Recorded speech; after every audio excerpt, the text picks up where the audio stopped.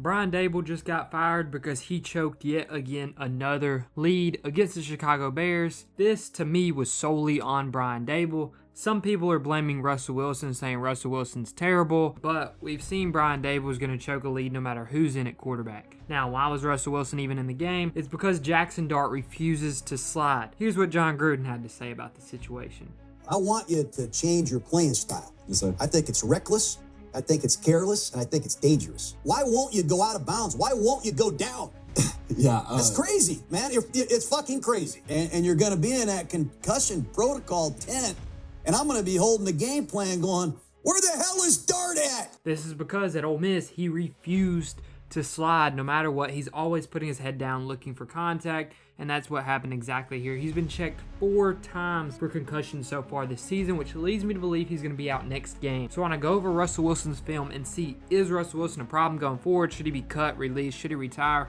Or was there something more to this game? Now we're going to pick it up from when the New York Giants got down to the 2-yard line after a huge completion by Russ and a few good running plays. First up on this play, let's look at what happens. We're going to run play action, right?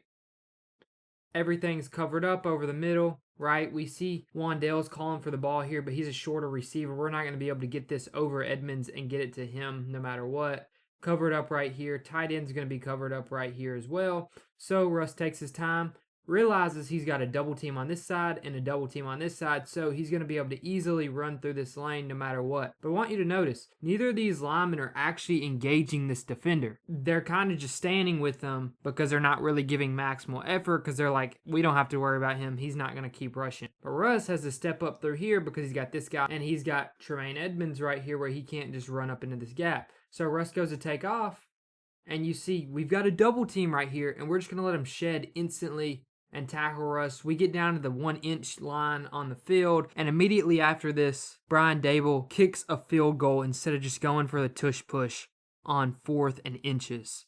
Terrible coaching, playing not to lose instead of playing to win a football game. This next play right here, we're on the next drive, right? The Bears have gone down and scored. We need to extend our lead. We need to pick up a first down or two here to ensure that we can keep this game out of reach. But instead, what we're going to do is we're going to run the ball on first down, we're going to run the ball on second down, and we're going to get ourselves in a 3rd and long situation. And this 3rd and long situation is going to put us in a spot where they're able to pass commit, right?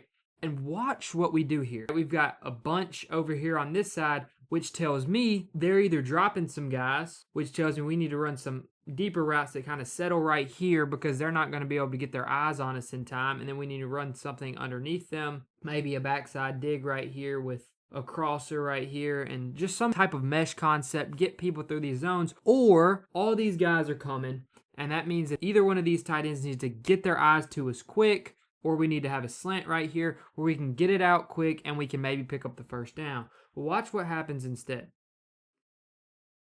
All right? We realize what we've got coming, and look at this. So once again, 1, 2, 3, 4, 5, 6 blockers. 1, 2, 3, 4, 5, 6, 7 guys coming. So what we're ultimately going to do here is have our responsibility of guarding or protecting against the biggest threat to the quarterback, and those are your inside guys. But the center immediately realizes that this linebacker is not coming. Instead, he's spying the quarterback. And watch what our right tackle, Jermaine Illuminor, does. Blocks absolutely nobody. Instead of realizing, hey, I have a guy on this outside to block, he's like, oh, I'm going to help out right here, the guard. And Russ gets put in a one-on-one situation, and Russ here should be getting to throw it quick. But what receiver is looking at him? This is awful coaching. I would even say coaching malpractice to your tight ends because I haven't seen on film one time this year any of these tight ends get their head to the ball, whether it's Russell Wilson, whether it's Jaxson Dart. When we see this guy blitzing off the end right here, we've got to immediately see that, and we've got to turn our head quick right now so that Russ can throw it to us, and we can have 2 blockers on 2 defenders, and we can get this first down right here. But instead, still no one's looking at him. Still no one. Now we're looking as he's being sacked. That cannot happen in the NFL. These guys are being paid too much money. They're playing at such a high level of football that this has to be coached or they have to realize it on their own. And like I said, this is not the first time I've seen this season. So we take a big sack here, which ultimately gives the Bears the ball back. and they go down and score on us once again. Coming out on first down in the ensuing drive, we're down now in the game that we were up 10 in with 6 minutes to go. We're now down by 4. We need a game-winning drive. Russell Wilson's had about 44 of them in his NFL career, so this should be no trouble. But watch what happens, because when I say this is just purely coaching malpractice, I don't know if it's the wide receiver coach, the play caller, all of the above. Russell Wilson doesn't do a good job on this drive either, but he's definitely not the main problem. So watch what we do here. We've got trips to the left side of our screen. We've got a tight end isolated out wide. We're in 11 personnel. This is typically something you'll see in this type of 2-minute drill situation. We motion over, though. We get doubles. And right here, Russ's read is to get it to Wan'Dale quick to the flat. Because Wan'Dale takes a little bit too long on his break, Russ has to pump fake it. He realizes these DBs are playing it hard, so he doesn't have it here. And he's checking back over the middle right here. But because Russ is a shorter quarterback, this is what we have to remember, he sees 4 guys in his lap right here. And this is where Russ has been a problem recently, his footwork. What he should do is he should back up, give himself the extra yards, realize he has a dig coming across the screen right here, and he's got a free first down. But instead, Russ panics, uses footwork to try to escape the pocket, look to his check down, because this is what Sean Payton trained him to do his last year in Denver, killing all of his confidence. Russ is no longer an incredibly confident quarterback like he used to be in the past when I loved watching him growing up. So instead what he does is he throws it away here. Live to fight another down. That's okay in a 2-minute drill, right? You'd love to pick up the first down there, though. We've got doubles to both sides of the field. This is our strong side to this left side over here. And watch what Russ does. Right? Realizes, hey, we've got cover 4 quarters coverage right here, but match principles all around, right? So these guys kind of look like they're playing man coverage.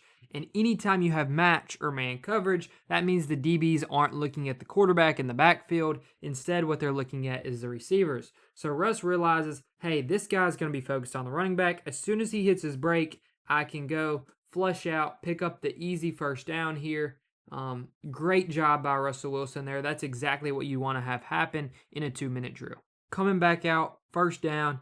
This is actually, I think, maybe Russ's worst play of the game. For a guy to have 44 game-winning drives, I've seen him go down the field on this constant times throughout his career. This is something he has to learn can't happen, and this isn't the first time I've seen him do this. He also did this in Pittsburgh, it is, I believe, last year. And watch what we do right here. Okay, once again, they're giving us cover 3. This linebacker is taking this tight end up the seam. Terrible route concept right here, by the way. What are we doing? Running all sticks, right? We're running a curl to the sticks, another curl to the sticks. We're running a curl short to the sticks, and then we're running our tight end on a curl to the sticks. And then we just have our running back one-on-one in the backfield right here. Russ realizes pressure is getting put in his face, because this center gets pushed back into his lap, because instead of meeting the D end right here, he kind of lets him just shove all that momentum in him, pushes him back into Russ's lap. Russ gets it out quick to Tyrone Tracy. That cannot happen. Russ has to understand here, incompletion is better than all the time that would run off the clock for a potential 1 or 2 yard gain. We end up going like 1 yard back here, actually. But I'm also wondering, why does this running back, why does Tyrone Tracy here not have an option right here? Why would he not release this way, where you have a better throwing lane, I would say? I mean, I know Russ is right-handed, so this may work, but if our linebacker's on this side of the field, why would we not release to this side and pick up a huge gain down the sideline here, get out of bounds at about the 45, right? That's, once again, a play-calling issue. I don't understand what's going on there, or maybe Tyrone Tracy did have the option to release and he just chose the wrong way because he had to react so quick. Who knows, but this was a bad play on Russ. We see what the Bears had an idea of doing versus Russell Wilson on this final drive. We're loading up the box, we're running mid-blitz, we're putting everyone on the line of scrimmage, and we're making Russell Wilson beat us over the mid. That's kind of the game plan that's been came up over time to beat Russell Wilson here. And I want you to notice how far off these guys are playing. Got 10 yards of cushion here. Safety's playing almost 20 yards off, 10 yards of cushion, This linebacker's playing in on this tight end, so you'd hope he'd be on a quick out. He'd be on something like a skinny post inside here. We'd hope he'd be on a slant, but of course he's not because the Giants do not know how to call an offense at all. And we'd hope that Slayton would be on some type of sluggo maybe just to hope this guy bites hard on the inside and then we get out. But we need to know what is our hot read. This guy comes, it's our tight end quick. He needs to get his eyes to us. This guy's got outside leverage, so if none of these people drop, right here quick to the inside on Wan'Dale Robinson. Watch what happens here, though. Look where Russ is trying to go with it. Clearly, there's some miscommunication here. He either thought this tight end was going on an out and the tight end went up the seam, but I actually don't think that's what it is at all. I think he thought this receiver was going to look at him quicker. Because why in the world, if we know our quarterback is hot, meaning we have 7 guys on line of scrimmage, we can't block this many guys. If they're all coming, we got to get the ball out of our hands quick. Why are we not looking back at our quarterback immediately? Why are we not cutting this route before we get to the DB? Why are we just running full steam ahead at the DB, playing our feet right here? Yes, Russ could get it out at this point, which you see he goes to do, but the timing is just off. It's like we're trying to go here. We think he's going to cut it at the 50. No, he doesn't. Now we're trying to cut it, but because we've already pump faked this way and stared this way down the whole time, Edmonds is cheating over there, and what that tells us is that it's going to be a pick if we throw it now. So we have our tight end here late coming over the middle, but there's chaos in the pocket. Russ's footwork, once again, isn't the best, especially over the middle because he can't see down the field as great as you'd like him to. What Russ should do is step back in the pocket, rip it to that tight end right here. But instead, he panics because his offensive lineman's in his face. He steps back and he darts it, says Tracy's in the area, and we get what we would call a incompletion there or a throwaway. This was actually a really good concept to help beat what the Bears are constantly doing. We're like, okay, you want to keep loading up the line of scrimmage? We're going to put 2 guys in the backfield here, and what that's going to give us the ability to do is block it up if you come, and if you don't come, we're going to have a route to beat what you do drop, right? Because we see 35 cheating in here, even if he drops, we have him beat to the outside. So Russ gets his hot read quick, boom. We're going to lead him right here to the 50 so that he can take the ball and cut through here and hopefully get out of bounds here after we get a block from our other receiver. What happens though, Wan'Dale unfortunately drops it. It's just something that cannot happen on 3rd down in such a crucial situation as this. There are some people who would say, hey, Russ, put it on his chest, right? But no, as a quarterback, we're not looking to get to 4th down. We're looking to pick up the 1st down. So we need him to catch it, get vertical. We get down at the 40. We have about 50 seconds left, still 1 timeout. 1st down, we're rolling. But instead, we get a drop here. It's 4th down. Okay, next up, we're going to have the final play of the game. This is about 4th and 10 right here. Like I said, the final play. So obviously we know this isn't a good play. But I wanted you to see what Russell Wilson does here. He realizes, hey, they keep running the same thing.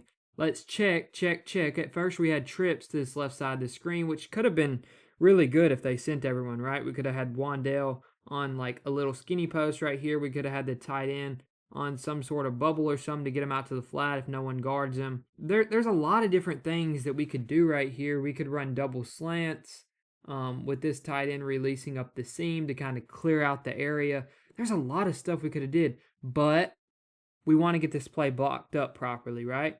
But oh wait, we only got 2 seconds left. We got to call Hut. We call Hut. What in the world is this play call? I mean this in the most offensive way possible. Why in the heck is Wan'Dale Robinson one of the quickest, fastest guys on your team? Why is the middle this open? And we're sending him on a curl again. What is our obsession with curls? And Russ, why are you looking down the field like we're going to win on this double move when we see we're double teamed on the outside here? Why do we not have a slant, a skinny post, something where we can get to the 1st down marker right here? This is all we have to get to. If we catch it right here and we fall forward, that's the 1st down. But say we run another curl where even if Russ throws this perfectly, the odds of us completing this ball and picking up those 2 extra yards are way lower than if we would have just ran him to the open space.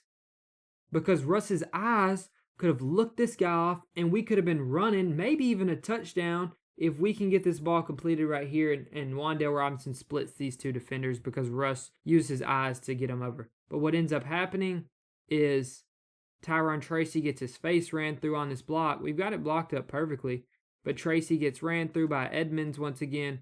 Russ is going to throw. I don't know what he's going to throw. I'm being completely honest here. It looks like he's throwing up a moon ball, but Slayton's cutting this short.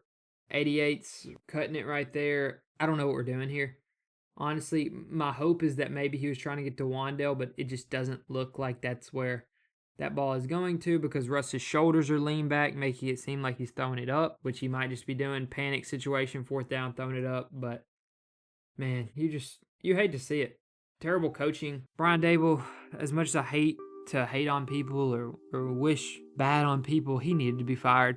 There's a dumpster fire. The play calling is still awful. In my opinion, the DC needs to be fired because this just can't happen with the talent on the defensive side of the ball. The OC, Mike Kafka, just got elevated to the interim head coach. He's the one calling plays. So unless Brian Daboll was just stepping on his toes, it's not going to get any better here in New York. You're hoping that you can get Lane Kiffin or John Gruden next year to work with Jaxson Dart. And man, either of those would be great for your team. I don't think Lane's coming to the NFL though. John, maybe too much drama around his name, but man, I would love to see John Gruden in New York next season. I think that's really their best shot. Thanks for watching. Let me know down below what you think.